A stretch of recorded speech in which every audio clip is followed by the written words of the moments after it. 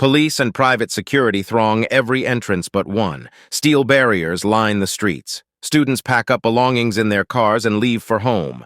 Classes are canceled, and exam plans are up in the air. Everywhere there is gloom and uncertainty about what happens next at Columbia University.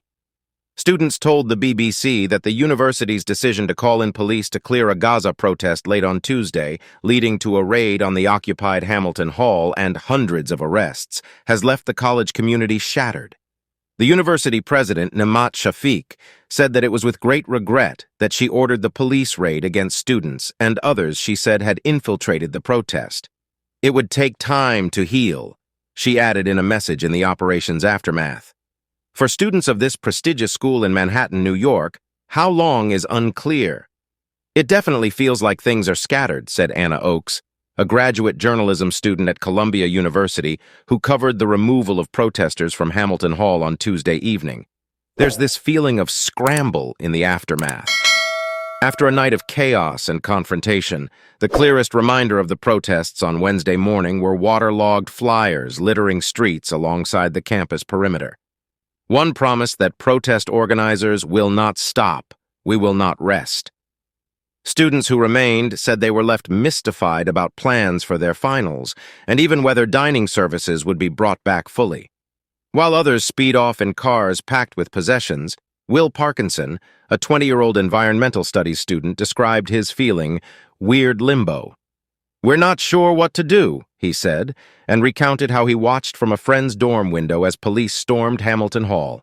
He had been barred from leaving the building during the raid, which meant he was unable to get home and finish a term paper.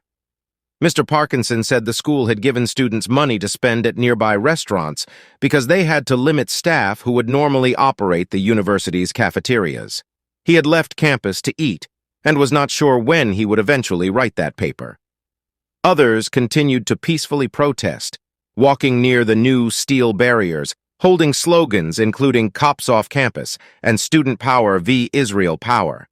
Members of the faculty, whose access to campus and offices is now largely denied, said they did not know how they were expected to conclude the semester. "I have students who can't get to their work study to pay for school. I have faculty members with papers they need to grade locked in their offices. I have 16 instructors looking to me for guidance on how to support students through finals and the end of the semester," said Joseph Howley, a classics professor who has worked with the student protesters. "So it has completely upended everything we do." Unable to address those academic obligations, Prof. Howley led dozens of students and faculty members in a protest outside the one campus entrance left unobstructed on Wednesday afternoon. He and others said that the university administration had lost their trust by bringing police onto campus, and that they shouted "shame" in unison when Prof. Shafiq's name was mentioned. One unidentified speaker at the protest said she was at Hamilton Hall when police ambushed us. "We were tackled and beaten, and my hands were handcuffed so tightly that even lifting my pinky caused extreme harm and excruciating pain." The NYPD denied that it was unnecessarily aggressive, and the administration has defended its decision to bring in police, who will remain on campus until the 17th of May. Prof. Shafiq, who began serving as president in July, said on Wednesday that tensions on campus rose to new heights when protesters broke into Hamilton Hall and locked themselves inside. She said she had acted after negotiations collapsed with demonstrators. She had given them until the early afternoon on Tuesday to disperse from a protest, and they seized the school building in response to her ultimatum. The protesters barricaded the doors and unfurled a banner from an upper window, renaming the hall after a Palestinian child killed in Gaza, Hind Rajab. They said they would not leave until the administration agreed to divest from companies linked to Israel. The police moved quickly after the school president invited them onto the campus, according to witnesses who spoke to the BBC.